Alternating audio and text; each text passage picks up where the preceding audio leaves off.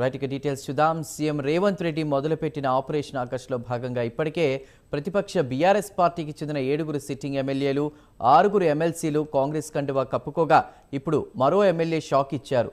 Rajendranagar MLA Prakash Goud కూడా కాంగ్రెస్ గూటికి చేరుకునేందుకు సిద్ధమయ్యారు. ఇప్పటికే కాంగ్రెస్ నాయకత్వంతో చర్చలు పూర్తయ్యాయని, కండువా కప్పుకోవడమే తరువాయిగా మారిందని తెలుస్తోంది. నేడు సీఎం రేవంత్ రెడ్డి సమక్షంలో ప్రకాష్ గౌడ్ కాంగ్రెస్ తీర్థం పుచ్చుకోనున్నారు. ప్రకాష్ గౌడ్తో పాటు మరో 2 మున్సిపల్ చైర్మన్లు కూడా కాంగ్రెస్ గూటికి చేరుకోనున్నారు.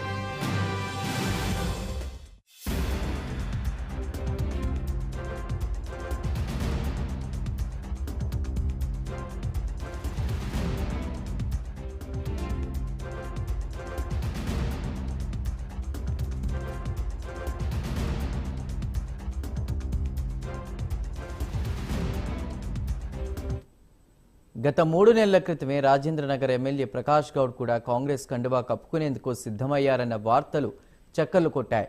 కాంగ్రెస్ రాష్ట్ర నాయకత్వంతో చర్చలు కూడా పూర్తయ్యాయని, ఇక కండువా కప్పుకోవడమే తరువాయి అనే సందర్భంలో బీఆర్ఎస్ పెద్దల రంగులోకి దిగారు.